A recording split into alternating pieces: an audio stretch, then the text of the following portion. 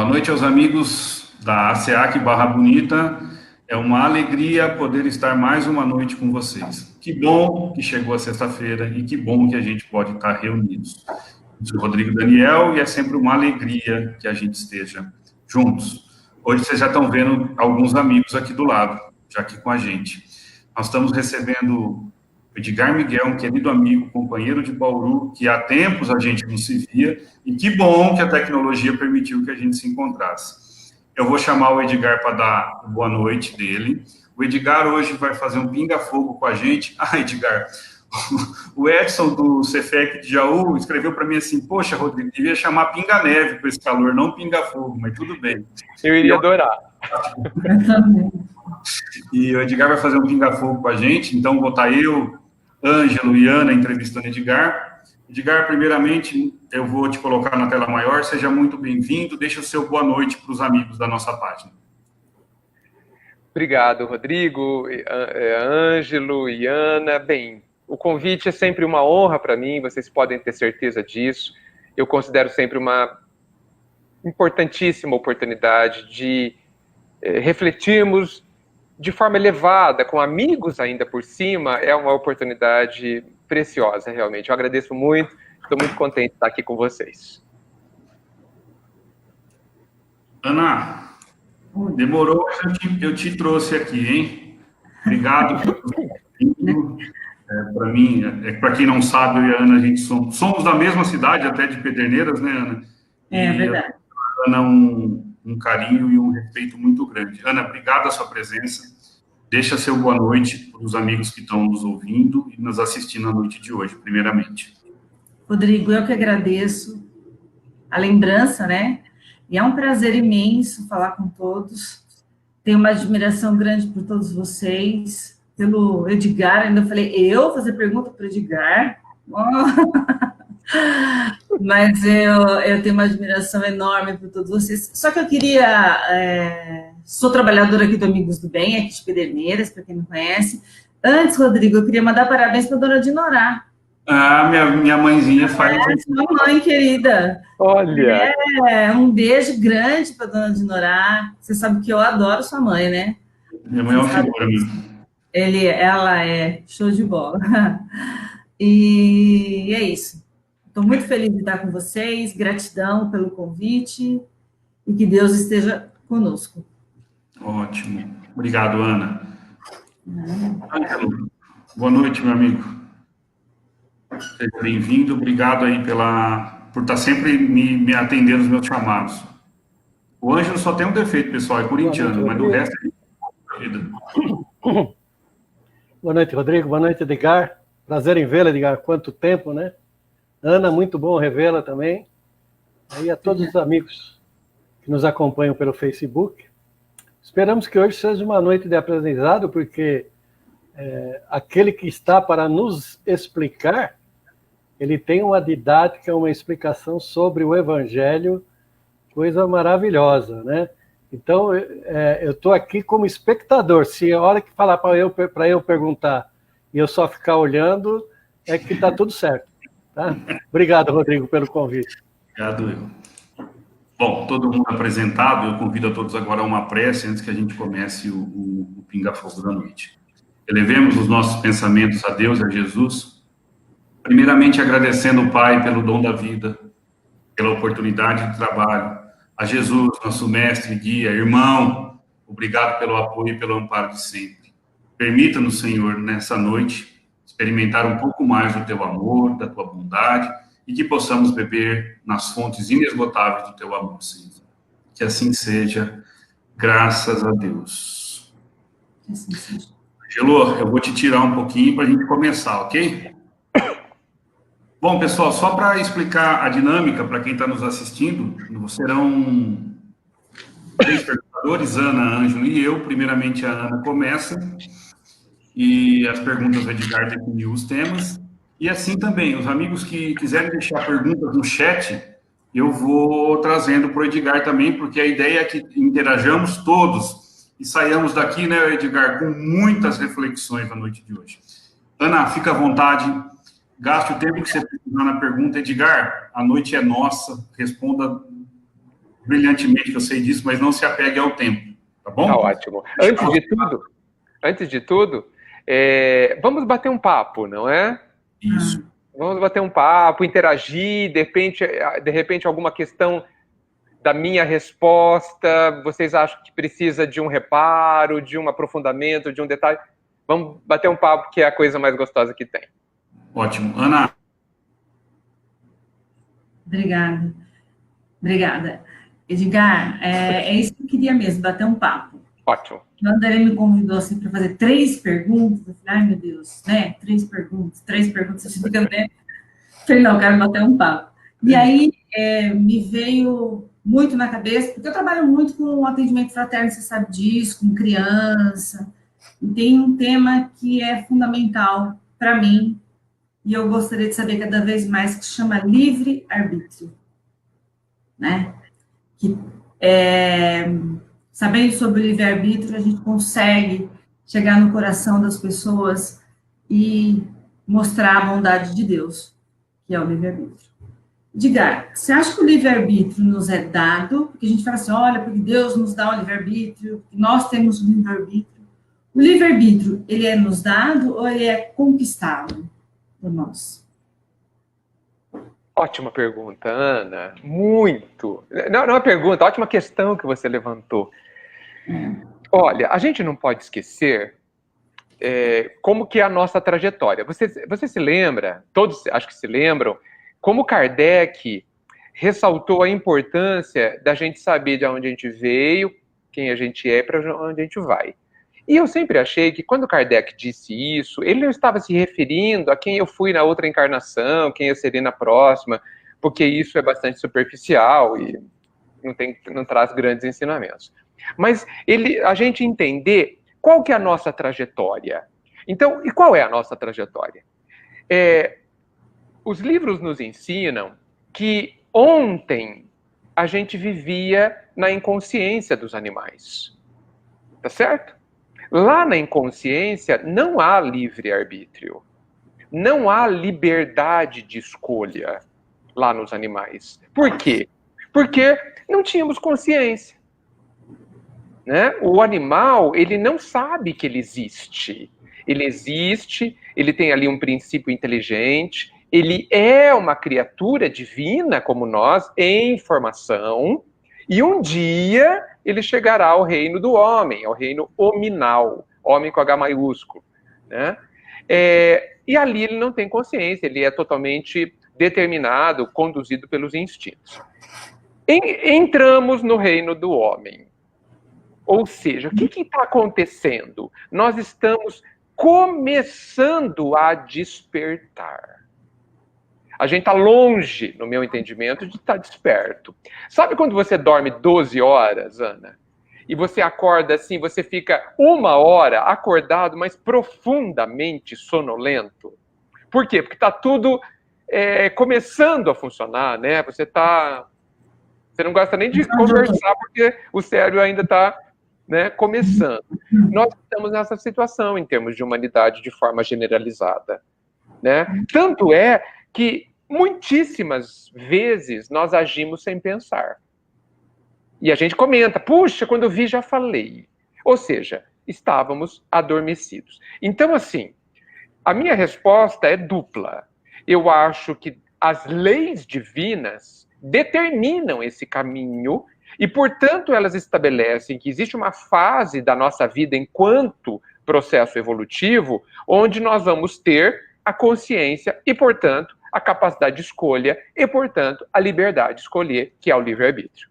Ok? Então, sob esse aspecto, eu entendo que ela é dada pela condição de ser consciente, ou de começar a fase consciente. Então, faz parte da estrutura pedagógica ou evolutiva do Senhor que nós tenhamos liberdade com a consciência. Então, ela nos é dada. Porém, ela também, a liberdade, o livre-arbítrio, também é conquistado através do nosso esforço de despertarmos-nos cada vez mais. Nosso esforço de evoluir implica em sermos mais responsáveis, mais maduros, mais respeitosos às leis harmônicas da vida, que estão inseridas na nossa consciência, como a gente sabe, e que, portanto, nós sim teremos condições de alcançarmos mais livre-arbítrio conforme formos conquistando mais maturidade para isso. Então eu respondo dessa seguinte forma. O que você acha? Faz sentido? Muito, muito sentido. Que bom. Muito sentido. Porque seria como a gente criar um filho, uma criança, né? A gente vai dando a liberdade conforme ela vai crescendo. Exatamente. Senão ela pode caminhar, quando ela aprender a andar, pegar uma faca e se cortar, e ela não tem noção do que ela está fazendo. Exato. Então, a gente coloca alguns empecilhos, põe mais alto, coloca, né? Então, aí, conforme ela vai crescendo, você vai dando autoridade para ela, ou maior, né? Exatamente. Aí... Muito bom, Ana. Agora, deixa eu fazer uma ressalva que você me fez lembrar. Do lado de fora da gente, a nossa liberdade é bem restrita. Bem restrita. Lembra que a lei maior não é a lei da liberdade. É a lei do amor. É o amar ao Pai com todo o nosso entendimento e ao próximo como a gente ama a si mesmo. Então a liberdade é um artigo da lei para baixo, depois disso. Não sei em que ponto que está, mas é bem depois disso. Agora, do lado de dentro, aí é outra história. Do lado de dentro, é claro que do lado de dentro nós ainda não temos uma liberdade plena, porque a liberdade plena só virá com a consciência plena. Da mesma forma, né? Porque nós vamos entender os nossos mecanismos íntimos, vamos entender como a gente funciona, etc. Agora, a gente precisa ter isso com clareza. Eu posso decidir o que pensar, o que sentir, eu posso fazer isso. Mas, e apesar de poder matar 10 pessoas, ou 20, ou 30, eu tenho essa possibilidade, essa liberdade de, né, leis muito claras, humanas e divinas, me trazem consequências que desestimulam isso, felizmente, né? Mas existe, no meu entendimento, esses dois níveis de liberdade que são diferentes, dentro e fora de nós. A gente não pode esquecer disso. Porque eu falo isso porque muita gente fala assim, não, no fundo a gente não tem liberdade nenhuma. Temos. Maior, inclusive, dentro de nós. Sim, perfeito. Ana, muito obrigado. Depois ela disse que não estava preparada. Você viu a pergunta, né? Então, né? Ainda bem que não estava despreparado, ainda bem. Sobre o eleitorado. Ana, você volta já, viu? Ângelo, meu amigo. Vamos lá? Vamos lá. Edgar, Oi. Você falou aí no esforço, né, do nosso despertar, né, que nós devemos ter esse esforço para despertar. A Ana nos falou do livre-arbítrio. E isso me levou a pensar no seguinte: o que nós podemos fazer para melhorar o nosso convívio no cotidiano, dentro dessa lei do amor? Eu, como ser humano, em evolução, né, eu fui criado simples e ignorante, continuo bem ignorante, né, e simples, mais ou menos, mas nessa trajetória nossa aí, o que a gente pode fazer, né, para melhorar esse nosso convívio dentro do nosso cotidiano, dentro dessa lei de amor? Ângelo, essa é uma das questões mais importantes que a gente precisa resolver, no final das contas, né? A gente precisa jogar fora, olha só, o paradigma, né? Ou seja, o conceito que a gente utiliza para as nossas relações, um com o outro. Porque eu gosto de pensar que todas as nossas relações são afetivas, porque elas envolvem sentimento, todas. Se eu for numa loja e a vendedora ou o vendedor me tratar mal, eu vou ficar muito bravo. Eu estou numa relação afetiva. Por quê? Porque eu tinha expectativas sobre ela, sobre o atendimento, sobre a pessoa. Eu tenho sentimentos sobre isso, etc. Bem, então, qualquer relação entre pessoas, no meu entendimento, envolve sentimentos, são relações afetivas. enquanto a gente partir do pressuposto de que a outra pessoa, seja ela quem for, ela tem que agir de determinada forma para que eu esteja bem, nós teremos um problema. Então, e a nossa vida, a nossa cultura, as histórias, a nossa cultura de forma geral, a forma como a gente fala, a forma como os pais educam os filhos, a forma como os pais se relacionam na frente dos filhos, tudo isso, e eu vou ter resumindo isso em relação, falando da cultura, ensinam a todos nós e reforçam dentro da nossa cabeça de que as pessoas, se elas agirem, se elas forem legais conosco, nós vamos ser felizes. Se elas não forem, nós vamos nos sentir muito ofendidos, elas vão nos prejudicar e nós vamos ser infelizes. O problema todo está aí, no meu entendimento. Existe um engano profundo, brutal. Às vezes que eu acho até conveniente, né? Porque é ótimo colocar a culpa no outro, né?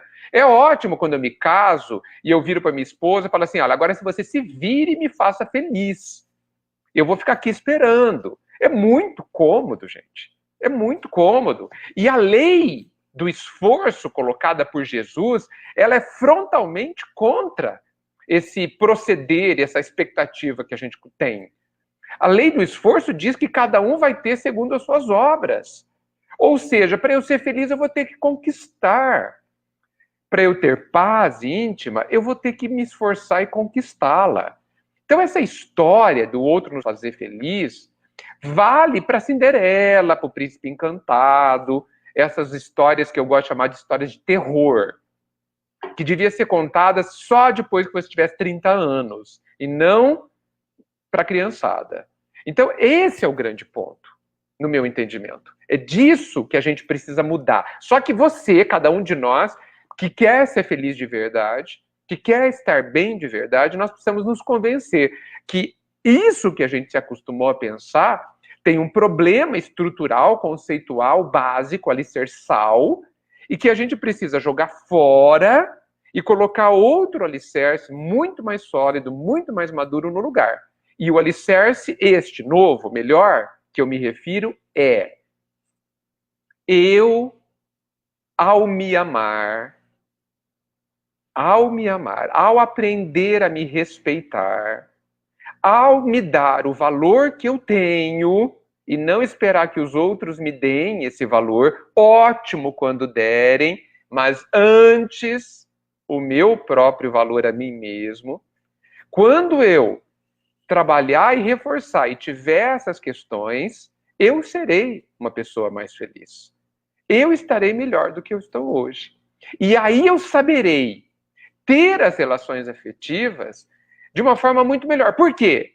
Porque eu terei algo para dar. Porque eu não exigirei.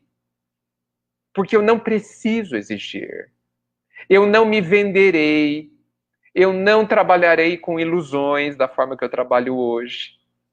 Eu olharei para o outro não de uma forma utilitária, não para que ele me dê algo, para que ela me complete, porque tudo isso não vai acontecer.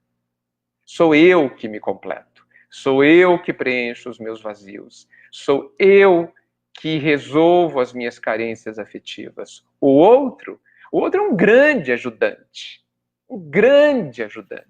Sendo como a outra pessoa é, a outra pessoa me ensina e me mostra aonde eu preciso mexer para ser mais feliz ainda. Ufa, não sei se eu te respondi. O microfone está fechado. A gente chega à conclusão que a minha felicidade independe do outro. Mas para eu ser feliz, eu devo fazer o bem para o outro. Sem dúvida que sim. Mas, Ângelo, eu tenho que entender por que eu tenho que fazer o bem com o outro. E, aliás, me permita mudar, porque existe uma expressão que eu preciso parar de usá-la terrivelmente, que é o tenho que. Eu não tenho que fazer o bem para os outros. Eu quero fazer o bem para os outros. É muito diferente. Quando eu me der o valor, quando eu não tiver expectativas ou diminuir brutalmente as expectativas que eu tenho sobre o outro, quando eu entender cada vez mais que sou eu que vou fazer o bem para mim, eu vou querer fazer o bem para o outro. E eu não vou sentir que eu devo. Eu não vou me sentir obrigado. Eu vou querer. Nós precisamos primeiro querer para depois fazer. Sim. Claro, a sua pergunta, essa sua colocação é um pouco mais complexa. Eu digo isso pelo seguinte: o ideal é que a gente queira e aí isso se torne um dever. Mas eu acho que talvez o caminho natural, como a gente não sabe nem querer, né? Eu acho um bom caminho que eu me obrigue. Eu preciso falar isso com muito cuidado. Que eu me obrigue. Para que eu descubra as alegrias do querer. Entende? Tipo assim, eu não gosto de uma comida, mas ela é muito boa, etc. Eu preciso comer, vai me fazer bem. Mas eu não sei, não me agrada. Mas eu vou insistir. Eu vou experimentá-la com uma certa frequência e eu tenho certeza que eu vou me acostumar. Eu tenho certeza que depois de algum tempo eu vou até gostar. E eu vou dar um exemplo que acontece muito com a juventude, que é tomar cerveja. Desculpa, gente, a cerveja não é gostosa. Ela é amarga. Amarga. A primeira vez que alguém toma, quase em todas as situações, a pessoa não gosta do gosto, mas ela tem estímulos diversos que fazem com que ela insista. Depois de algum tempo, de alguns anos, ela adora tomar cerveja. Então, muitas vezes o caminho da autoeducação, Ângelo, passa por você fazer o que deve para que você aprenda a gostar do que deve fazer e fazer porque quer fazer. Eu avisei a hora que começou, né? Eu avisei. Obrigado. O Edgar, Ângelo, nós estamos tendo uma estabilidade muito grande no Facebook. Ah, é? As pessoas estão comentando bastante. Eu não tive essa experiência. A gente tenta sair, fazer uma nova reunião ou vamos deixando ver se estabiliza?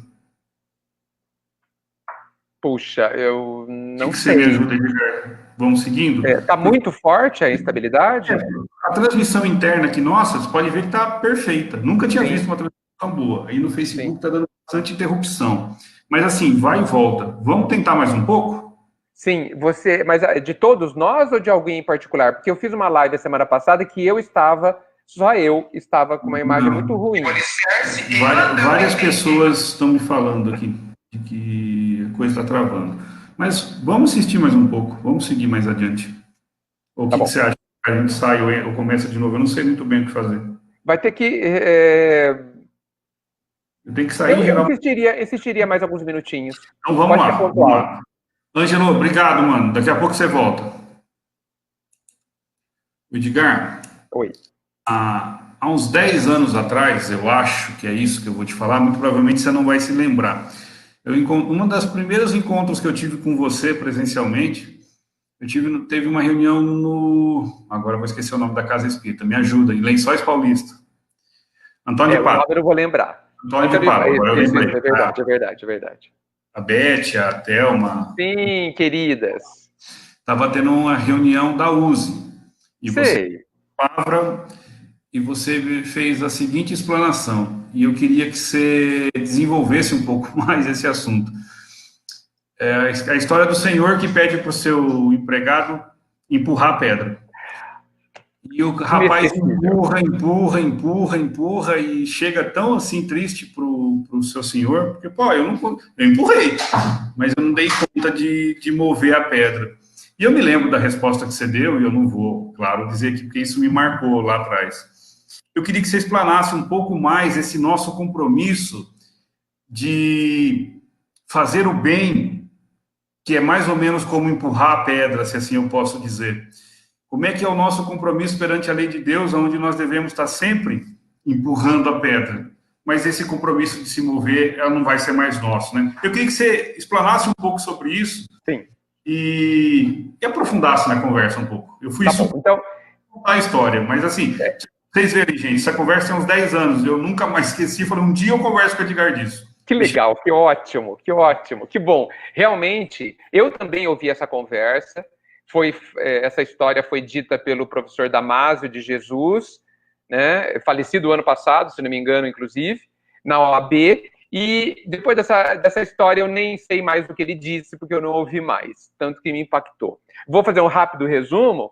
A conversa diz de que o dono de uma fazenda chamou um funcionário e pediu para ele empurrar uma pedra muito grande, né, uma pedra gigantesca, tal, e foi embora. E o funcionário, muito atencioso, foi lá e se esforçou o máximo que pôde para que essa pedra se movesse, empurrou, e a pedra, de tão grande, nem tremia, não saía do lugar. E ele tentou durante 30 dias, usou ferramentas, trator, usou tudo, usou músculo, e não conseguiu. Quando o patrão, o senhor, voltou, ele disse assim: sou um mau servo, meu senhor, porque eu empurrei de toda forma a pedra e ela não se moveu. E o senhor respondeu assim: mas eu não pedi para você mover a pedra, eu pedi para você empurrá-la. Quem vai movê-la sou eu.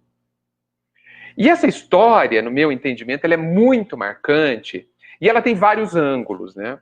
Um deles é o seguinte: estamos entendendo o que a vida está nos pedindo? Estamos entendendo qual que é o nosso trabalho? Porque eu entendo que todo mundo que encarna, né, tem um trabalho a fazer, uma tarefa a fazer. Porque não são só os missionários que têm missões. Todo mundo tem a sua missão, o seu trabalho, o seu propósito, que foi lá planejado antes de reencarnar. Nós temos isso muito forte dentro de nós. E quando a gente não percebe, no meu entendimento, isso me parece que significa que a gente não está se ouvindo adequadamente. A gente não está atento a nós mesmos. Então, primeiro, nós sabemos qual é a nossa tarefa? A gente está entendendo qual foi o pedido do Senhor? Então, esse é o primeiro ponto. Segundo ponto, nós temos, de fato, que, aí usando o que você disse, Rodrigo, que é também um outro ângulo dessa história, a gente tem que plantar. A colheita não é nossa. Isso, inclusive, é dito lá em algum livro do André Luiz. Nós temos que empurrar. Se vai mover ou não, talvez o último que empurre seja quando a pedra vai se mover. Né? Talvez o resultado final venha com o conjunto de muitos se esforçando. Mas isso não deve nos importar, no meu entendimento, e como essa história também diz. A nossa tarefa é fazer a nossa parte. A nossa tarefa é fazer o pequeno trecho, muitas vezes, do trabalho. Porque o trabalho do Senhor, o trabalho de Deus é sempre grandioso. A nossa parte, muitas vezes, é minúscula. Por exemplo, então um pai, uma mãe, um casal que tem um filho. E há questões a fazerem sobre este filho. Há pontos a serem educados, pontos muitas vezes problemáticos, que comprometem a felicidade deste filho, e que esses pais, desta vez, precisam, ou estava planejado, que eles deem uma contribuição. Eles vão levar esse filho à harmonia? Não sei, talvez não. Vão levar a uma harmonia plena? Raramente. Mas a cota de contribuição deles vai ser extremamente importante para o todo, porque é possível que o planejamento divino entenda que esse filho vai estar harmonizado daqui a 200 anos, a 400 anos, não sabemos. Mas a minha parte me cabe fazer. E é isso que eu devo me preocupar, com a minha parte, a parte que a bondade da vida me deu para fazer. O que você acha disso, desse desenvolvimento, Rodrigo? Nossa senhora, Edgar, a gente vai longe nessa conversa. O tanto que isso me marcou, que fazem 10 anos essa conversa, eu continuo lembrando dela, né? Eu também. Ai, essa história de... A gente, às vezes, quer que as coisas resolvam-se nos minutos depois... De preferência antes, né? Sim. E aí, Rodrigo, cabe a nós um profundo aprendizado sobre esse aspecto que você disse. Essa nossa ansiedade de que as coisas ocorram no nosso tempo. Né? Essa necessidade de controle que a gente tem. Assim, é uma lição extremamente importante. As coisas têm seu ciclo. A manga amadurece no momento certo. O sol nasce na hora que tem que nascer. E as coisas no mundo das pessoas acontecem nas horas, no momento correto. E esse momento, muitas vezes, é diferente do nosso desejo. Mostrando para nós, Rodrigo, que a gente ainda precisa aprender a desejar. Boa colocação. Aprender a desejar, porque normalmente é desejar, né, Edgar? Muito bom.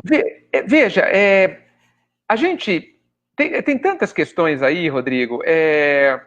A gente fala que a gente confia em Deus. Então, vamos confiar. Ué. Então, assim, eu fiz tudo que eu sabia, eu fiz. Então, acabou. Eu não tenho mais nada para fazer. Eu já fiz tudo. Tudo no meu entendimento. Ah, mas não deu resultado. Talvez não voltando para a história, não era para a pedra se mover agora. Era para você empurrar. Então, você está de parabéns. Você fez tudo o que você sabia fazer. Empregou seu tempo, a sua atenção, o melhor do seu coração. Se dê por satisfeito. Ah, mas eu não vi a pessoa feliz. Porque essa não é... Nós não somos aqueles que vamos fazer alguém feliz, gente. Nós estaremos um dia mais perto de Deus. Mas nem Deus faz isso. Deus não entra dentro de nós e mexe uma válvula, aperta um botão e a gente se torna feliz. Nem Deus faz isso. Nem Deus faz isso. Nem Deus. Ele aguarda o processo. Então nós precisamos ou abaixar nossa crista, ou amadurecer, tanto faz, e olhar para as fases do crescimento com serenidade, para que a gente também não sofra sem necessidade. Ótimo. O Edgar, continua travando bastante, cara. E é o Facebook, porque internamente para nós está tranquilo. Tá. Se você quiser, interrompe e a gente começa de novo. Quer avisar o pessoal? Vamos fazer isso? Deixa eu pôr uns links na tela. Ana e Ângela, está travando muito. Aí até o Marzanati me escreveu aqui, sugerindo que eu faça uma nova reunião. Vamos entrar de novo? Vamos pedir para o pessoal 5 minutinhos, a gente volta? Claro. Está travando muito, né? Vários de vocês aqui. Nós vamos sair, vocês vão ver que vai cair a transmissão, mas a gente volta em 5 minutinhos. Você vai mandar um novo link para a gente, né? Vou gerar os links e estou mandando, tá? Tá Até ótimo. daqui a pouquinho. Até daqui a pouco. Tchau. Até já. Pessoal, boa noite de novo, né? Nós interrompemos a transmissão passada estava com muita instabilidade. E a gente volta, então, com o Pinga Fogo, com o Edgar, Miguel de Bauru, a Ana Lúcia de Pederneiras, entrevistando, o Ângelo e eu. E nós vamos dar sequência nas perguntas. A Ana vai continuar. Tudo bem, Edgar? Vamos seguindo? Claro que sim. Vou sair eu e o Ângelo da tela para deixar a tela mais leve, né, Ângelo? E o Edgar continua as perguntas. Obrigado. Vamos continuar batendo papo, né, Edgar? Vamos sim. Tá uma delícia.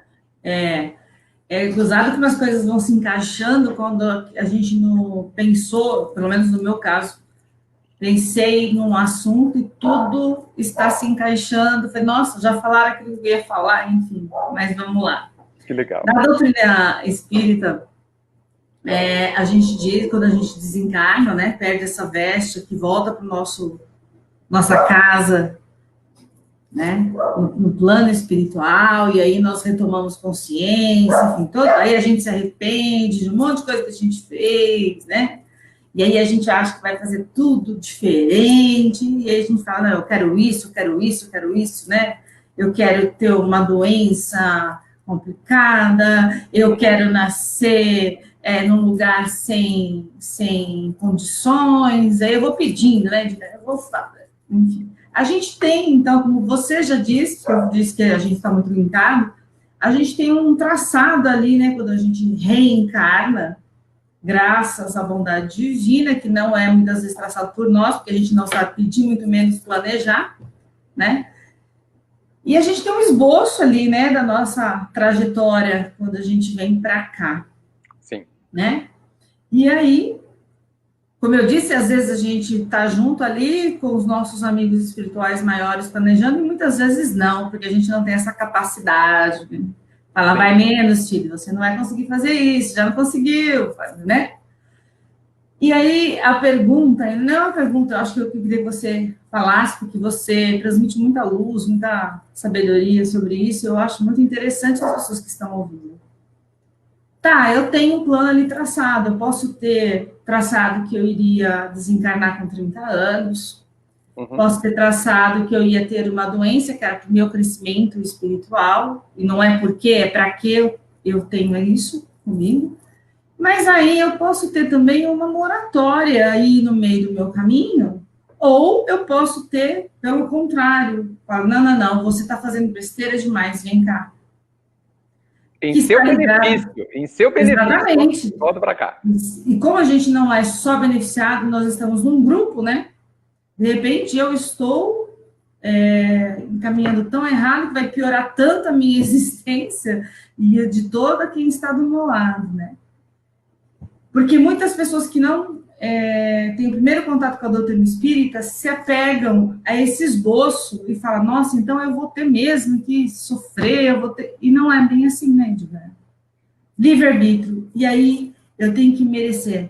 Eu queria que você, sabiamente, muito mais do que eu, colocasse isso como a moratória. Por exemplo, se eu vou perder a mão, não, a Ana não vai mais perder a mão, ela vai perder. Você já disse numa palestra, olha, você estava lá, você ia perder o braço, mas agora você vai perder só os dedinhos, porque você aprendeu algumas coisas lá que não, mais do que estava esperado. Isso é bondade divina, não é? Só há a bondade divina, né, Ana? Não existe outra coisa, tá certo? Nós estamos falando de amor. Né? Deus é amor, né? Só prova amor, mais e mais. Né? E amor é uma coisa complicadíssima, porque, aliás, eu não tenho a menor noção do que seja, eu acho. Né? Então, assim, é muito complicado falar desse amor. Mas, assim, a gente parte do pressuposto de que tudo está a nosso favor. Isso é muito importante. Tudo está a nosso favor. Por quê? Poxa, nós somos filhos de Deus. Ele é amor, seja o que for que seja isso, é uma coisa boa. Ele é amor ao limite, ao infinito. Nós somos a obra-prima dele. Nós somos a coisa mais preciosa que para ele, né? Tanto que nós somos feitos à imagem e semelhança do Senhor Supremo. Então, assim, nós somos muito importantes. E tudo o que existe foi criado para nos permitir esse desenvolvimento, para nos permitir fazer o longo caminho do despertamento pleno, do desenvolvimento pleno de tudo que está e existe dentro de nós.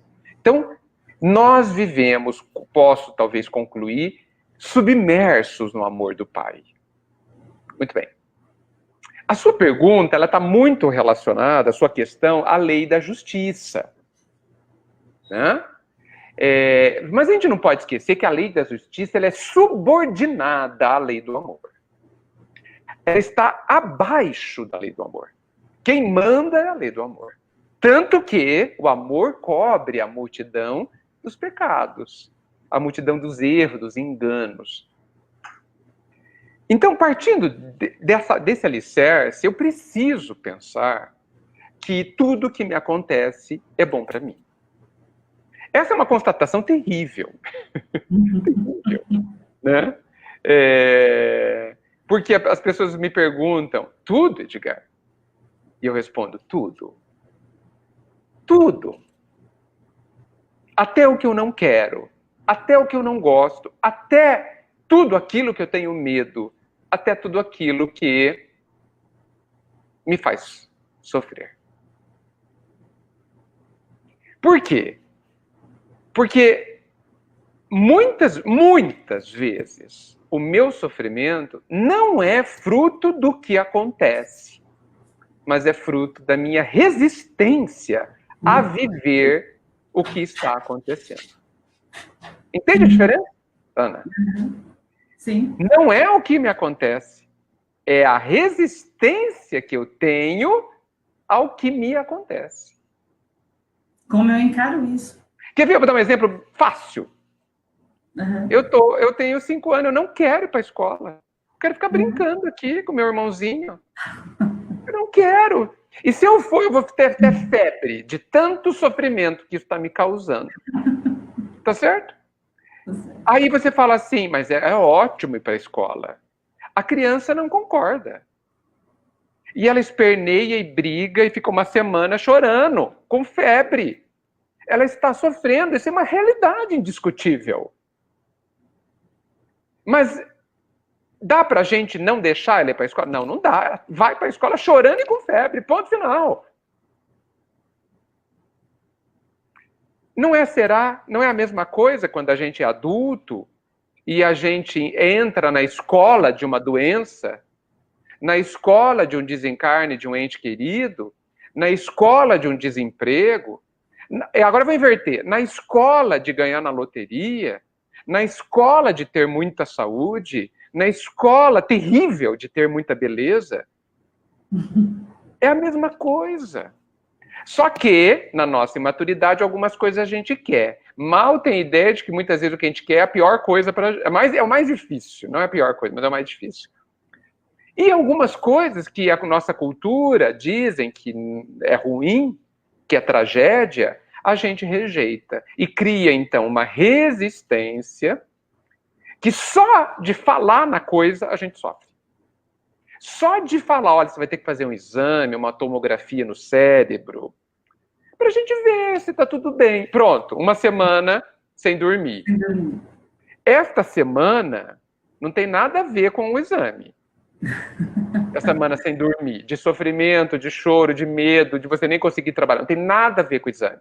Tem a ver com a sua resistência, a possibilidade de viver alguma coisa. Então, Ana, você falou de moratória, você falou de extensão de prazo, diminuição de prazo. Tudo isso está subordinado à visão do pai, que é maior que a de todos nós juntos, do que é melhor para mim, do que é melhor para cada um de nós. E aí eu vou te dizer uma coisa que também é libertadora. Pode parecer terrível, mas é libertadora. Você falou de merecimento, né? Eu chego à conclusão que a gente não merece quase nada. Entendeu? Que a bondade do pai, ela não se importa muito com o merecimento. Eu vou ter que me explicar, porque senão eu sei que algumas pessoas estão arrepiadas com esse ponto. E eu compreendo, mas eu vou me explicar.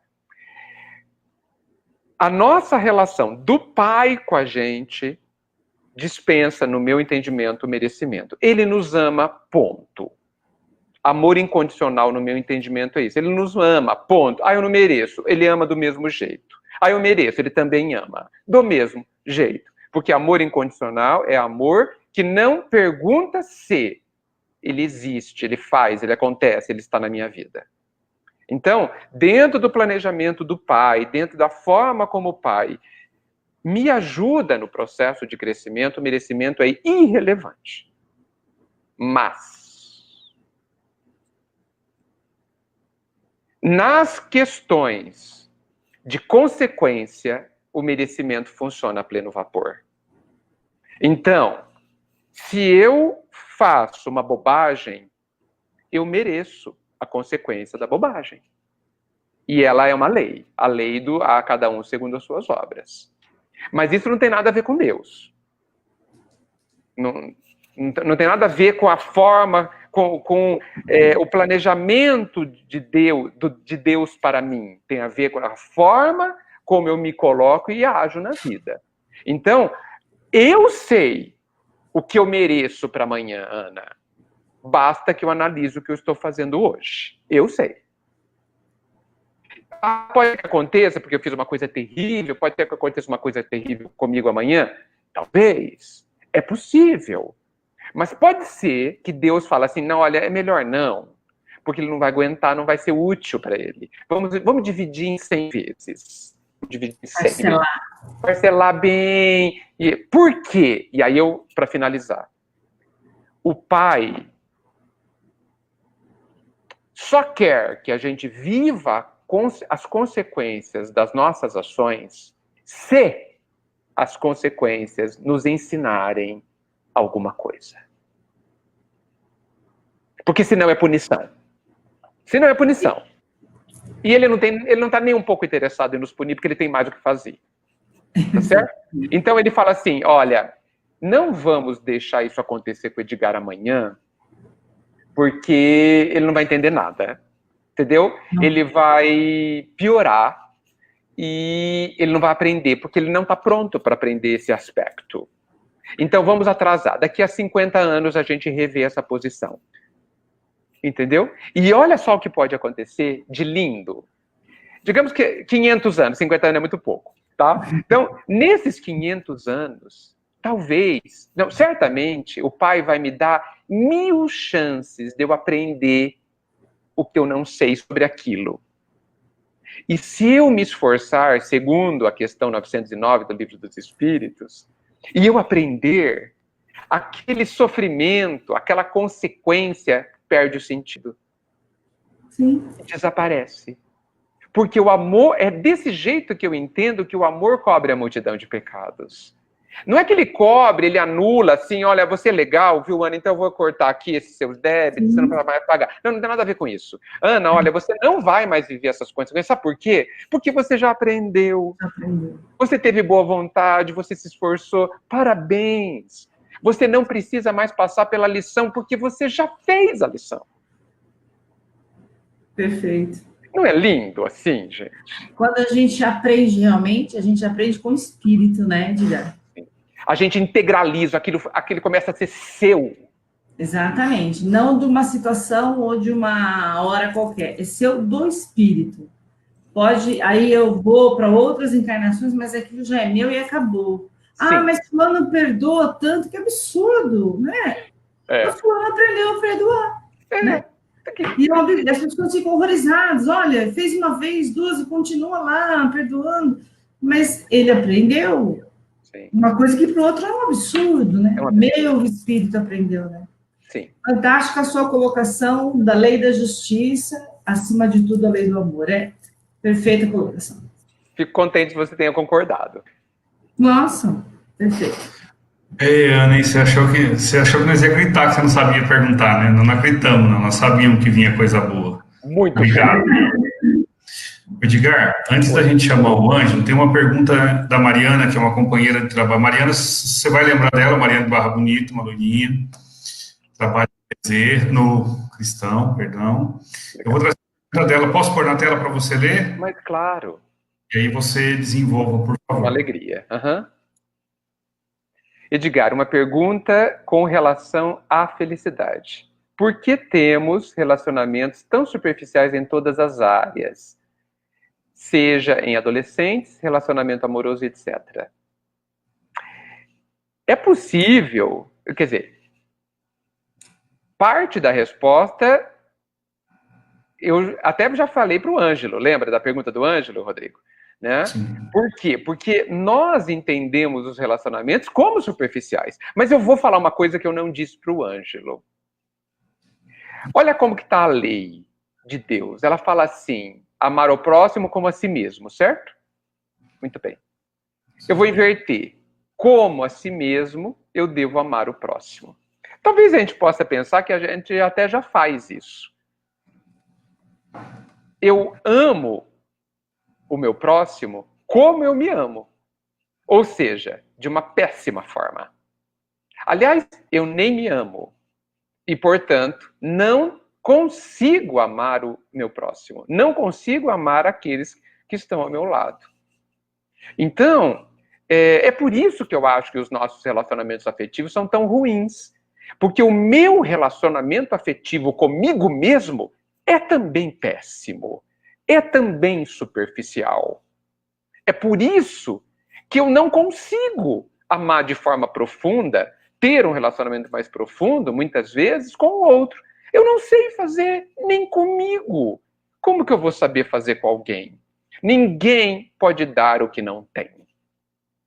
Agora, existe um agravante nisso, e aliás, isso que eu disse já é um agravante profundo, mas existe uma questão adicional, que é o fato, como eu disse já, que a nossa cultura, ela traz uma ideia de relacionamento completamente utilitarista. Muitos homens não querem uma companheira de caminho evolutivo, querem uma empregada. Muitas mulheres não querem um companheiro de desenvolvimento espiritual ao seu lado, que é um marido de aluguel, vamos chamar assim, que é um faz-tudo, que é alguém que resolve os problemas. Isso não tem nada a ver com amor. Nada a ver. Né? Tem a ver com conveniência. Né?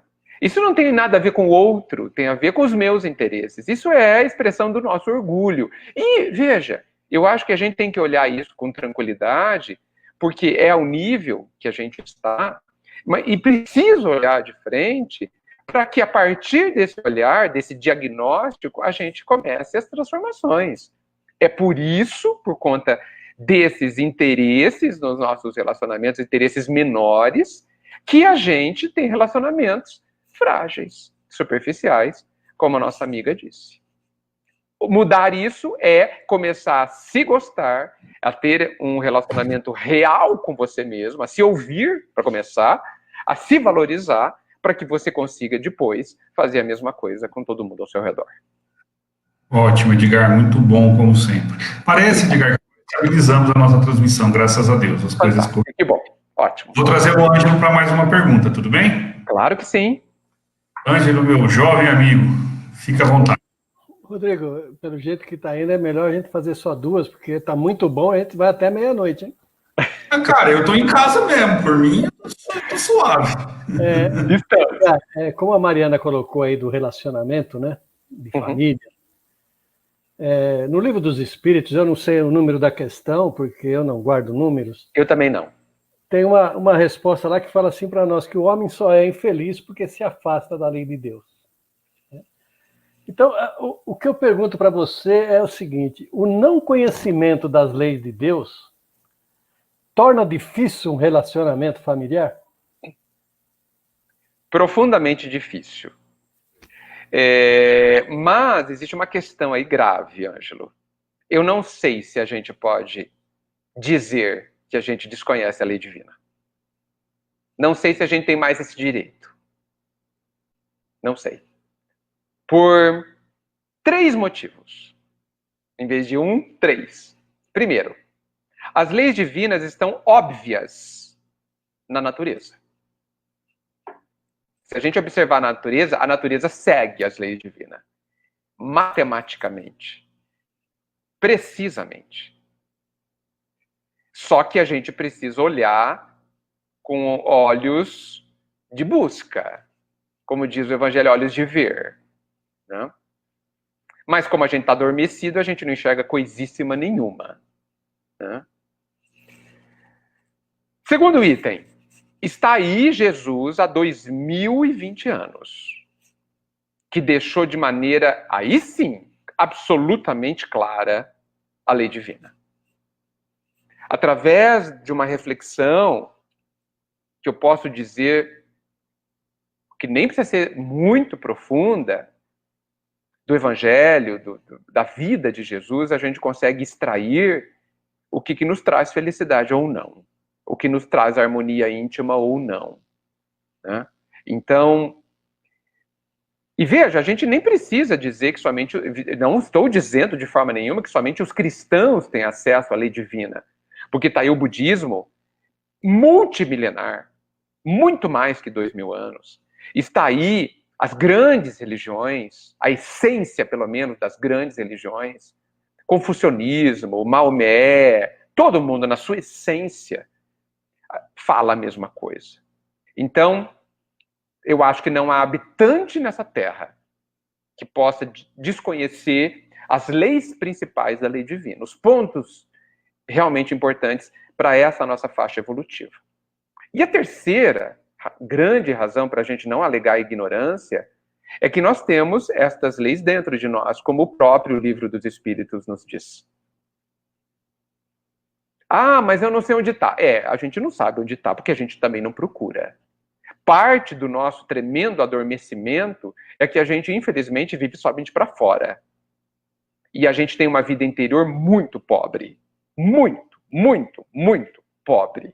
A ponto de, às vezes, eu pensar que a gente nem vive quase interiormente. Que a gente nos auto-abandona. Né? Que a gente abandona, a gente não reflete, a gente não pensa, a gente não se analisa, a gente não se pergunta se está bem, se não está, a gente só acusa o outro, a gente só acha que o mundo está horrível, que o governo, que A, que B, que o tempo, que tudo é ruim. Mas não se volta para si para dizer que a chave, para perceber que a chave de melhorar tudo está dentro de cada um de nós.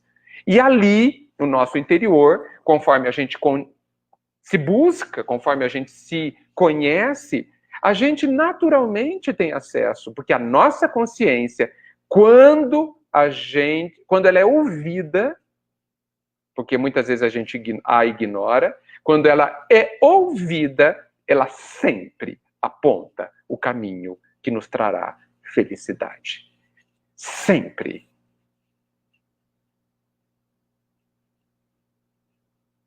Edgar, nós temos sempre esses ensinamentos do Cristo, né, que você falou há 2020 anos atrás, e essa procura que nós temos medo de procurar, que nem você falou também, eu acredito que nós temos medo de procurar, porque pode ser que o que nós vamos encontrar vá contra aquilo que eu acho que eu estou fazendo certo. Olha, mas Ângelo, que bom que você disse dessa forma.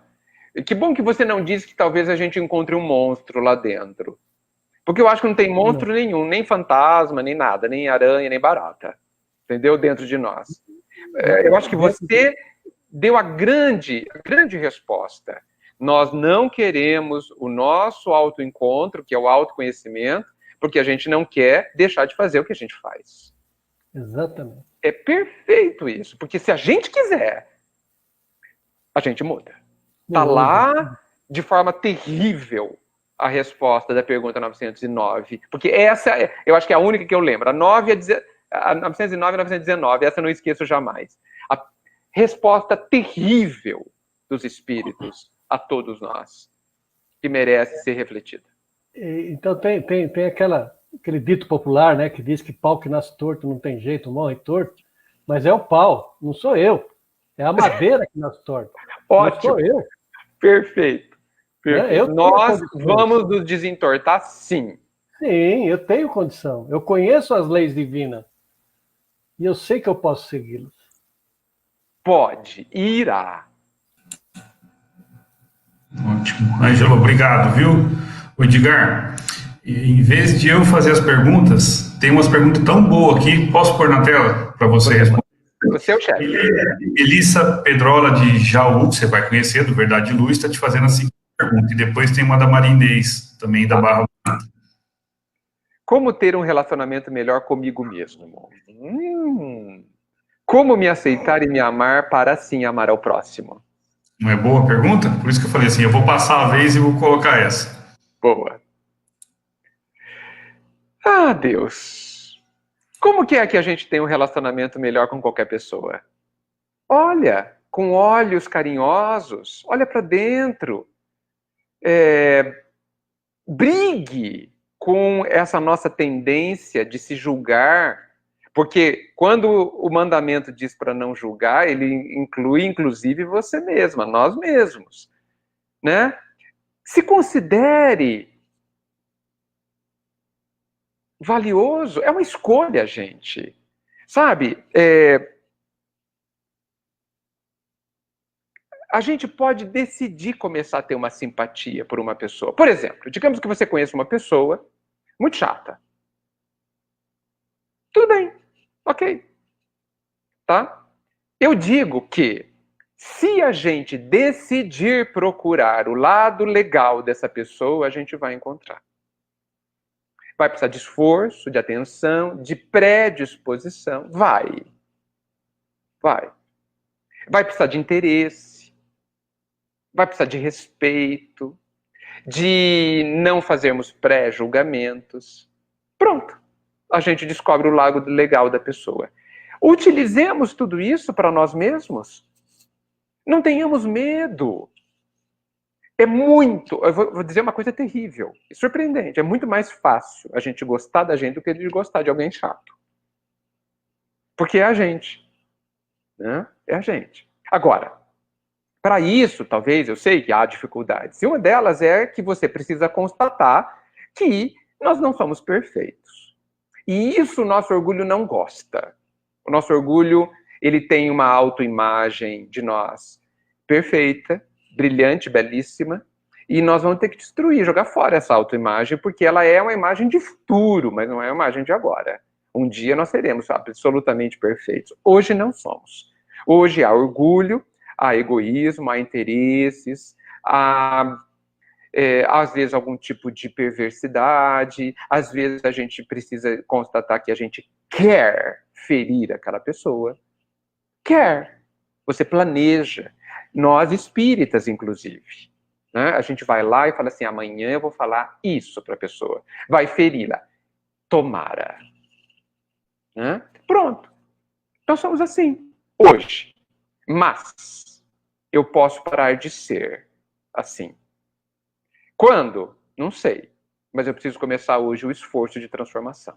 Então, nós precisamos olhar para a gente com essa disposição de, no futuro, receber a alegria de se sentir confortável consigo mesmo, de não ter mais tão grande carência afetiva e vazio existencial. Então, é um investimento baseado em escolhas, em esforço inevitável, e começarmos a viver a grandeza de uma vida verdadeira, que é a vida interior. Não sei se eu respondi, mas é o que nós precisamos. Respondeu sim, Edgar, tocou o nosso coração, tenho certeza. Eu vou colocar um comentário na tela, que é muito interessante, ele vem complementar a pergunta. Gostaria até que você lesse. Está dizendo... Depois que... desculpa. Lê da Cantarela. Pode ler, por favor. Depois que li o Livro dos Espíritos, passei a ver as pessoas com outros olhos. Passei a amar a alma deles e entendo melhor do que serem desta, por serem desta ou daquela forma. Perfeito. Fantástico ou não? Fantástico isso. E isso significa, Rodrigo, que ela leu... Ela complementa agora para a gente, Edgar. Eu as olho e vejo um espírito resgatando coisas passadas. É isso, gente. Veja, isso significa que ela leu o Livro dos Espíritos se estudando. Sim. E não leu o Livro dos Espíritos como quem lê um jornal. Exato. Tá certo? Que é uma lástima. Né? Então é isso. É olhar a pessoa e a nós mesmos com verdade. Quem eu sou? Uma pessoa imperfeita em desenvolvimento, profundamente capaz de aprender tudo e desenvolver toda a minha grandeza. Eu e 100% da população do universo é assim. Só por isso a gente já merece dar respeito ao outro. Ótimo. Edgar, antes de passar para a Ana, eu tenho mais uma questão da Maria Inês, eu gostaria que você desenvolvesse ela um pouquinho. Vamos dar voz aos que estão nos assistindo, né, Edgar, que é importante. Claro que sim, claro. O que pesa mais na formação do caráter? A parte hereditária ou o ambiente? Entendo que o ambiente. O ambiente, né, o contexto biológico não. O contexto social, o contexto familiar, o contexto educativo, o contexto de todos os ambientes que a gente vive, tem uma influência muito grande. Por quê? Porque nós somos seres sociais. Nós somos seres inseridos em um ambiente. Né? E esse ambiente, ele nos estimula de múltiplas formas, conforme esse ambiente é, e ele tem mais, no meu entendimento, mais influência, mais poder do que a nossa parte biológica. Agora, em qualquer ambiente, e sob qualquer contexto hereditário e biológico, paira sobre nós a força da nossa escolha e da nossa vontade. Que evidentemente se desenvolve e cresce conforme nós vamos crescendo em termos de maturidade espiritual. Mas respondendo exclusivamente à pergunta, entendo que o ambiente. E, detalhe, deixa eu só complementar, Rodrigo, o ambiente não eu entendo que o ambiente não determina quem sou. Ah, eu sou assim porque eu nasci lá. Não. Não, não. Não, não. Eu vou dar um exemplo, viu, Rodrigo? Me permita. Fica à vontade, Edgar. Olha, todos nós nascemos... Eu nasci dentro de uma família, com uma cultura familiar, dentro de um contexto. Meus pais me deram o melhor que eles tinham para dar. Em termos de valores, eu estou dizendo, não em termos materiais. Né? Me deram tudo que eles sabiam. Muito bem. Depois de uma certa idade, da minha certa idade, vou inventar um número, depois dos 30 anos de idade, supostamente eu já consigo refletir sobre tudo que eu faço e penso. Ok? Muito bem. E eu acho que seria muito útil que a gente olhasse para a educação e para os valores que a gente recebeu na nossa família e se perguntasse: isso daqui que eu aprendi lá em casa é bom para mim? Essa forma de pensar que eu aprendi lá em casa é boa para mim? Se for, mantenha e reforce. Se não for, jogue fora. E coloque outra melhor no lugar. Ah, mas meus pais que me deram. Sim, e isso é muito respeitoso. E a gente deve continuar a agradecer a eles, porque eles deram o melhor que tinham. Mas eu posso concluir, talvez depois de reflexões, certamente, depois de conhecer o Cristo, que é o mestre, acima dos nossos pais, que é o caminho. Não é um caminho, ele é o caminho, acima de todas as pessoas que a gente conhece.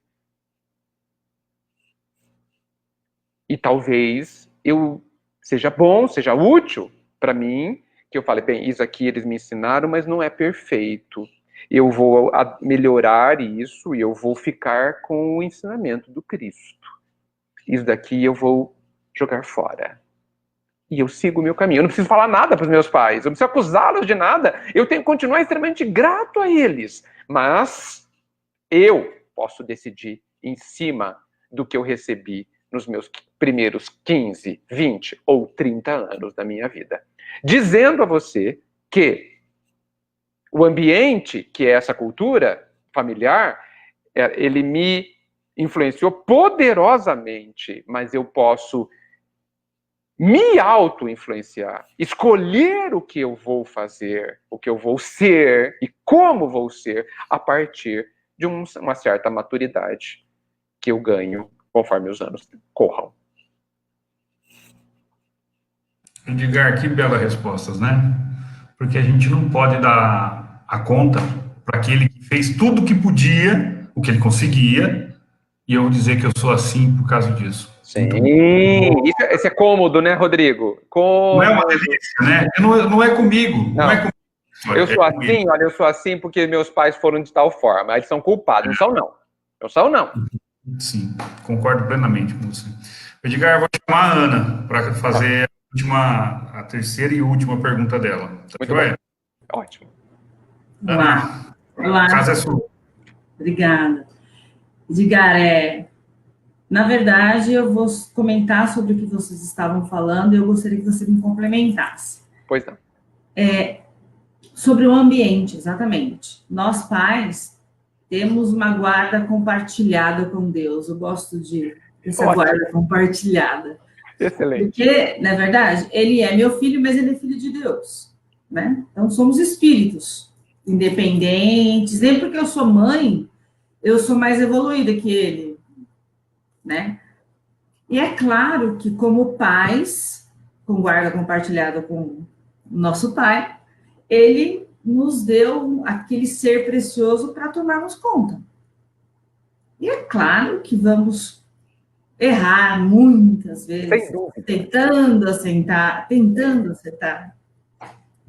E aí fica difícil você acusar um pai e uma mãe que ela fez isso ou aquilo de forma erradamente pensando. Por que eu estou dizendo isso? Aí depois você desenvolve. Porque essa semana no estudo apareceu um comentário e me deixou triste, de uma maneira absurda, de uma dor, assim, parecia que era comigo, realmente me pôr no lugar do próximo. Estávamos falando sobre suicídio, época do Setembro Amarelo. Uhum. E uma pessoa colocou assim, minha, não sei, se suicidou e deixou uma carta, uma adolescente. Mãe, eu tive tudo de você, menos a sua atenção. E aí veio vários comentários que eu discordo e falei na hora, gente, toma cuidado com o que vocês estão falando. Essa mãe já está sofrendo absurdamente e essa pessoa já deixou uma carga nela absurda. Nossa. Como que a gente pode julgar se a mãe estava consciente de que ela não estava dando atenção? Como que eu posso julgar isso no outro? Não é? E aí eu tomo uma atitude e eu ponho nas costas de outra pessoa. Uhum. Né? Então eu queria que você comentasse isso, porque eu espero que essa mãe esteja assistindo, porque eu não sei se ela estava assistindo na hora que eu comentei, porque eu fiquei com meu coração dilacerado, com alguns comentários das pessoas, o mundo está materialista, os pais só pensam em trabalhar, ninguém sai do computador, não sai na internet, não presta... Gente, pelo amor de Deus, né? Aí me deu desespero, porque eu falei assim, imagina se uma mãe tivesse certeza do que estava fazendo, se ela ia... Ninguém merece uma carta dessa, assim. Não. E eu espero que essa mãe seja... Não sei, que Deus a coloque em qualquer momento para ouvir isso. Porque eu discordei, falei, gente, vamos discordar, parar o assunto. Se você não tem uma palavra de amor, por favor, não fale nada. Perfeito. Né? Quem somos... Jesus falou, alguém aqui te julga, então não serei eu. Não é? E olha, ele poderia no seguinte sentido, que ele teria todas as informações para fazer o julgamento. Ele sim, que via a alma de todo mundo, e vê a alma de todo mundo. Conhece o nosso passado, etc. e tal. Existe antes da gente existir, talvez. Bem, enfim, mas nós dizermos, não, de forma nenhuma. Bem, se nós fizemos tudo que a gente podia, a gente não deve nada. A gente precisa entender isso. Ah, mas a pessoa... Então, a pessoa, ela não é um vaso. Ela é uma pessoa, ela reage às situações, ela age baseado num conjunto inimaginável de questões. Inimaginável de questões. Então, Agora, você percebe, né, Ana, que essa mãe, para ela estar bem, ela precisa entender essa separação de responsabilidade. Por exemplo, digamos que os pais tenham feito absolutamente tudo. Tudo. Irrepreensivelmente tudo. E um filho se envolve em drogas. Eles são culpados? Não. Partindo do pressuposto que eles fizeram tudo. Não. Não. Mas aí esse filho fala assim, não, mas eu me drogo porque você... Pontinhos. Qualquer coisa. Por quê? Porque o filho, ou outra pessoa, tinha uma expectativa. Certo? E sofreu por conta dessa expectativa. Esse é o grande X. E veja, isso tem a ver com as perguntas do Ângelo sobre relacionamento. Sim.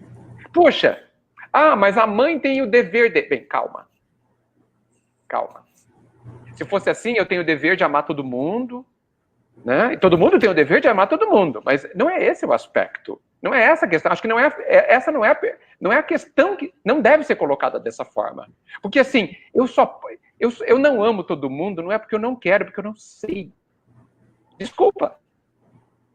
Não sei. E vai demorar bastante tempo para eu saber, viu? Aguardem. Sentados, inclusive. Então, agora, por que eu preciso tanto que o outro faça? Porque eu tenho questões a resolver. Tá certo? Então, veja, o que eu estou fazendo aqui na colocação? Eu não estou entrando nem mais na questão do caso em si. Mas eu estou colocando, porque eu não sei nada do filho que se suicidou, da mãe, e também nem adianta saber, porque o que eu vou saber é absolutamente superficial. Né?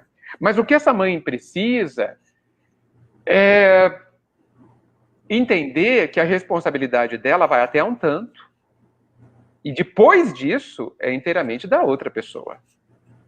Inteiramente da outra pessoa. Né? E quem é que vai definir isso? A consciência de ambos. Sabe, Ana, vai haver determinadas situações que nós realmente erramos. Certo? Sim. Vai haver. Como você bem disse, os pais, e como qualquer pessoa do mundo, somos falhos. Muito bem. Então, muitas vezes nós vamos errar. Tá. Digamos que o meu erro gerou muito sofrimento em alguém. Ok. Como que eu vou viver agora? Esse é um ponto extremamente importante, sabe? Porque nós costumamos ser muito cruéis com a gente. Muito cruéis. E é bem interessante porque isso acontece porque nós somos cruéis com os outros também. Então, de novo, provando que a gente só dá o que tem. Né? Então, se nós temos crueldade, a gente dá crueldade e é cruel com a gente mesmo. E essa autocrueldade, ela é um engano. Porque, assim, se a gente observar, inclusive, observe André Luiz, que é o que eu me lembro mais, quando surgem situações ali onde as pessoas erraram, mesmo obsessores, tal, mesmo pessoas que desencarnaram e chegaram no plano espiritual sem cumprir nada do que planejaram, o que os espíritos amigos falam? Levanta e prossiga. Levanta e vamos em frente. Porque, mesmo se você lê Memórias de um Suicida, que é um livro magnífico, por quê? Porque ele fala do tremendo amor do Pai sobre nós, sobre todos nós. Ele fala assim, tá bom, você se suicidou, ótimo, excelente assim. Ok, já tá feito, pronto, o que nós vamos fazer agora? Vamos para frente. Para frente, levanta e anda. Mas eu tô me sentindo terrível. Eu sei, levanta e anda terrivelmente, do mesmo jeito. Por quê? Porque só há um caminho que é para frente. Só há um caminho. Mas eu vou carregar esse peso no coração. Vai, mas deixa o peso do tamanho que ele é. Porque a nossa crueldade com a gente mesmo centuplica esse peso. Centuplica. Por orgulho, eu vou dizer ainda, viu? Porque é ótimo ser vítima também, né? É ótimo, às vezes, a gente ficar lá no chão para que alguém tenha dó da gente. Então, também é muito cômodo. Por isso que eu diferencio fortemente, talvez você já tenha ouvido falar, do culpado, de quem se sente culpado e quem se arrepende. O culpado é orgulhoso. O arrependido está crescendo. Judas, infelizmente, se culpou e se suicidou. Pedro, ao fazer pior do que Judas, porque negou 3 vezes, sendo avisado que ia negar 3 vezes. No mesmo dia, ele nem teve tempo de esquecer o assunto. Então, Pedro, é possível que tenha errado muito pior. Tá certo? Pedro chorou, levantou e transformou a própria vida. Ele se arrependeu. Judas, infelizmente, se culpou. Então, nós todos temos nossos erros. E muitos dos nossos erros causam dores às pessoas amadas. Sim. Ok. Guardemos o nosso erro, choremos por eles, estudemos o nosso erro e nos coloquemos em marcha para cima. Com esse peso, mas com o peso, só com o peso, sem acréscimo, só com o peso. Porque nem o Pai nos julga. E nós também não temos o direito de nos julgar dessa forma. E aí vem, evidentemente, o tema do auto-perdão. Que quando você pensa dessa forma, eu sou sim falível, eu fiz tudo que eu podia, que eu sabia fazer, e foi terrível, eu estou sentindo muito remorso. Ótimo.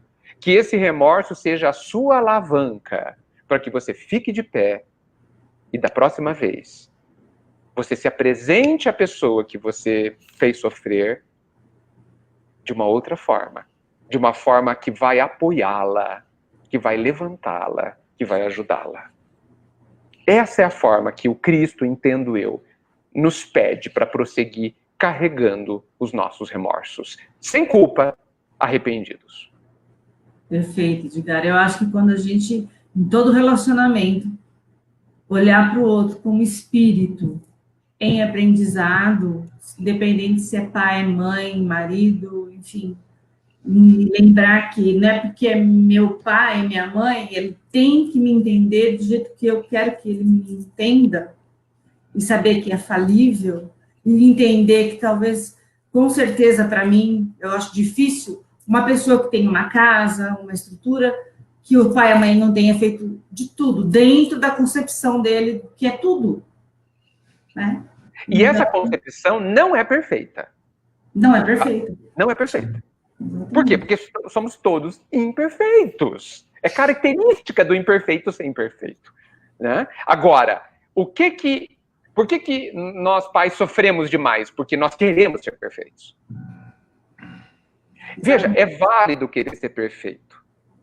Porque isso nos coloca a caminho da perfeição. Mas é preciso que a gente entenda que, querendo ser perfeito, eu errarei diariamente a todo instante. Mas todas as vezes eu vou usar o erro para aprender a errar menos. E vou seguir em paz. Ótimo. Ótimo, Ana. Muito obrigado, viu? Agora nós vamos trazer o Ângelo para a última pergunta dele. Ângelo, meu amigo, à vontade. Quando você estava falando aí da gente jogar a culpa nos outros, né? Uhum. Por que eu sou obeso? Porque minha esposa cozinha bem ou porque eu como demais? Não é? Olha, não sei. Olha só, como isso é interessante. A sua esposa pode cozinhar bem. Você pode comer um certo tanto, que eu não sei se é demais, mas por questões hormonais, você absorve tudo. Né? Mas não é o outro, sou eu. Né? E como você falou em consciência, Edgar, eu tenho comigo aqui, não é uma pergunta, eu quero ver se você concorda comigo ou não. Ok. Que a evolução espiritual, ou seja, a consciência humana, né, é a que traz a evolução mental e física. Por quê? Porque se o espírito não estiver bem, o meu físico não vai estar bem também. E para o meu espírito estar bem, a minha mente tem que estar bem. Então eu preciso dessa evolução espiritual para ver com os olhos do espírito e poder viver bem. Eu concordo, mas há questões, há ressalvas. Bem, a própria ciência diz que mente sã, corpo são, né? Então, e nós, estudando a doutrina, nós sabemos que tudo que acontece no âmbito biológico do nosso corpo é comandado pelo ser que vive dentro desse corpo, que sou eu, que somos cada um de nós. Né? A partir, inclusive, da própria formação do corpo através do perispírito, como a gente sabe. Então, uma condição de saúde está fortemente, e de doença, fortemente atrelado a equilíbrios e desequilíbrios do nosso íntimo. Tudo bem? Tudo bem. Bem, ressalvas. Existem situações onde nós programamos o nosso físico para que ele não seja saudável. Apesar do nosso ser estar em harmonia. Por quê? Porque determinadas condições físicas podem nos proteger de determinados problemas que vão dificultar a nossa marcha e nós já temos merecimento ou condições de ter esse tipo de respaldo. Então, é possível que uma pessoa nasça sem uma perna ou com um defeito numa perna, para que ela consiga cumprir o seu trabalho de forma mais fácil, de forma mais simples. E isso não significa que ela é involuída espiritualmente. Não sei se você concorda comigo com essa ressalva. Não estou te ouvindo. Pensando por esse lado, sim, né? Mas mesmo assim, eu com esse corpo, né, físico deficiente, se a minha mente, ou seja, o meu eu, estiver bem, eu vou seguir em frente mesmo, Edgar, não tem jeito. Mas, sem dúvida que sim. Ele não é um empecilho. Pelo contrário, ele é um grande ajudante. Um grande ajudante. Gente, é um multiplicador, né? Sim, a gente precisa estar convicto que as dificuldades orgânicas do Chico o ajudaram imensamente a desenvolver o seu trabalho. Imensamente. A gente precisa. Por isso que a saúde plena, ela é uma prova muito difícil.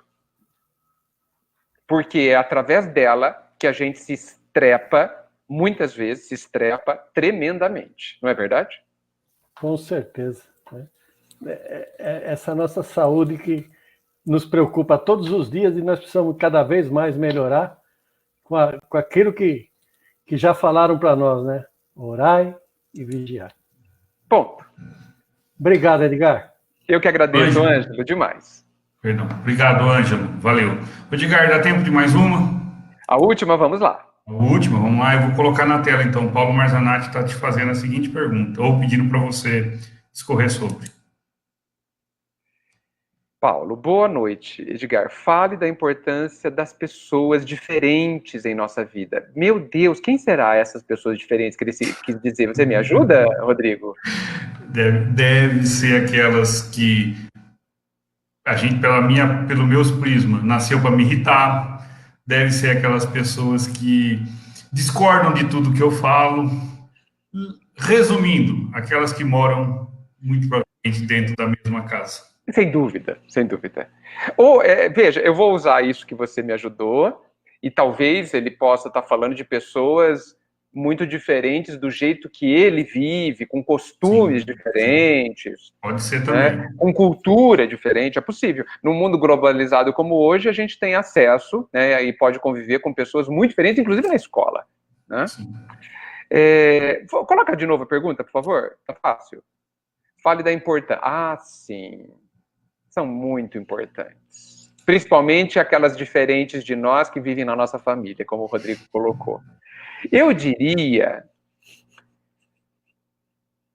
que talvez eles sejam mais importantes que os amigos, né? É uma heresia da minha parte dizer isso. Mas em termos de são importantes no sentido de nos chacoalharem, né, de nos incomodarem, né? Mas eu vou colocar melhor e eu vou dizer que as pessoas diferentes são os maiores professores que nós temos na grande escola da vida, né? Os amigos, eles são generosos conosco e nos toleram muitas vezes, né? Calando críticas que muitas vezes são merecidas, né? Os diferentes, os que não estão tão próximos, ou os que estão muito próximos, eles nos fazem o favor de não nos pouparem, né? Para que a gente consiga, de fato, se perceber. Porque nós temos uma miopia brutal. Miopia nem é a palavra certa. A gente tem uma dificuldade de enxergar o que está dentro de nós, quem somos, que é brutal. Está lá o Cristo nos falando que a gente enxerga o cisquinho, a grão de poeira no olho do outro, que está a 1 quilômetro de distância, e não enxerga o poste que está na nossa frente, né? Significando que a gente tem muita dificuldade de se enxergar, de se ver, de se ouvir. Os outros, os diferentes, os que não concordam conosco, eles fazem essa importantíssima função na nossa vida. Então, eles são muito importantes. Agora, nós precisamos da compreensão da função que eles têm. Eles não estão ali na nossa vida de enfeite. Não vieram para nos chatear, eles vieram para nos ajudar como pessoas que nos ajudam a nos manter na linha, se é que a gente quer estar na linha. Então, aquelas pessoas que realmente querem estar bem e serem felizes, agradecerão todas as críticas, todos os reparos, mesmo que doam muito, e doem muito. Mas mesmo quando a gente reage e fala que, poxa, não sei o quê, não me critique assim, se a gente depois parar para pensar o que foi dito e verificar que o que foi dito é verdadeiro, é real, a gente pode aproveitar em nosso próprio benefício. E por isso que estes outros diferentes ou complicados, que nos criticam demais, quase que nos perseguem para ressaltar todos os nossos defeitos e imperfeições, eles são das pessoas mais importantes, os grandes professores da nossa vida.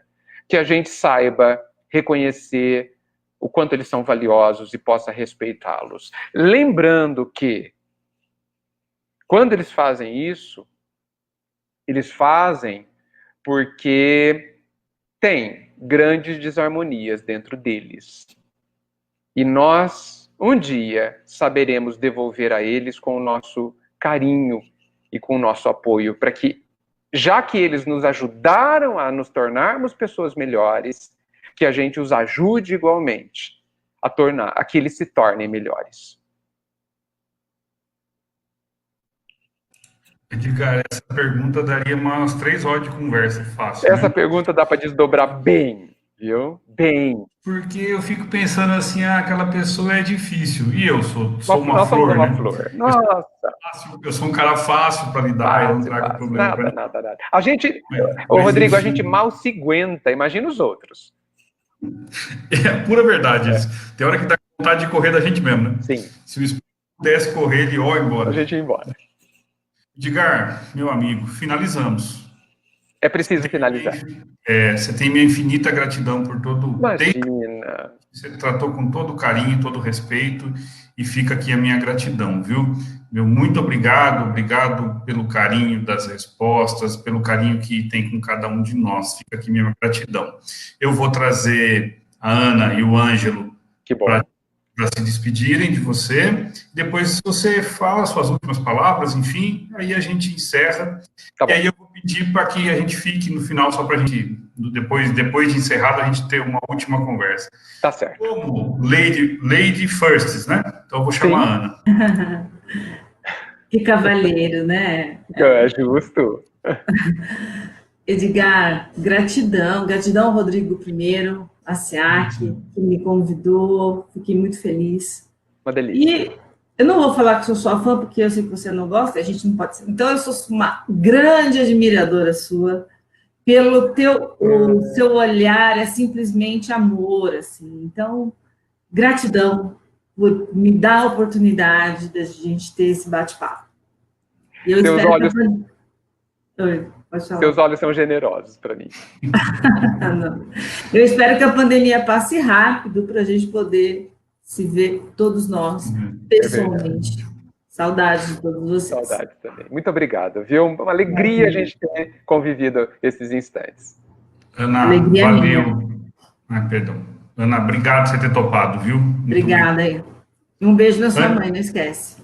Pode deixar que eu vou dar amanhã. Tá? Angelo, então, obrigado por você ter topado, de primeira também. E, enfim, deixa suas palavras, se despede dos nossos amigos. Obrigado, Rodrigo, pelo convite. Obrigado, Ana, pelas perguntas, né, que ajuda bastante a gente também. Obrigado, Edgar, pelas respostas, né? Eu já sabia que não ia ser diferente, né? Não podia ser diferente. Obrigado a todos aí que nos acompanharam pelo Facebook, ó. Um abraço virtual. Prazer em revê-lo, mesmo que seja virtualmente, Edgar. Sim, é muito válido. Puxa, é uma alegria, porque, na verdade, permite que os nossos sentimentos prevaleçam sobre a presença física, né? Então, me sinto com vocês esses instantes, foi ótimo, e eu agradeço demais. Obrigado, Ângelo, pelo carinho, pela amizade, e por termos batido esse papo que foi tão engrandecedor para mim. Obrigado, viu, Rodrigo? Imagina, Edgar, você quer dizer algumas últimas palavras? Tranquilo? Quero. Só para finalizar, porque nós temos muito material já para pensar, né? O que eu gostaria que todo mundo sentisse é que sentisse como é grande esse amor do Pai por cada um de nós. Permitindo que esse sentimento dele vibre, seja sentido dentro de nós de verdade. E gostaria também que a gente reconhecesse o nosso próprio valor, a nossa própria grandeza. Apesar dos nossos erros, das nossas perversidades, das nossas coisas odientas, apesar dessas questõezinhas que estão passando, porque o que vai ficar de verdade é essa grandeza. Não foi à toa que Jesus disse que nós somos luzes. E a nossa luz, e agora vem uma ameaça, vai brilhar. Vai brilhar. Que essa luz fique nos nossos corações de todo mundo, hoje e sempre. Obrigado. Edgar, muito mais uma vez, obrigado, Ângelo, obrigado, Ana, mas principalmente a você que esteve conosco, que nos ouviu, que foram comentários, Edgar, depois você você lê os comentários. Claro. Comentários bonitos. Recebi inúmeros feedbacks do grupo da SEAC aqui no meu WhatsApp, assim, te agradeço, pedindo para te dar um abraço, te agradecer. Então, se sinta abraçado. E vocês todos que estiveram conosco, a nossa gratidão. Fiquem com Deus.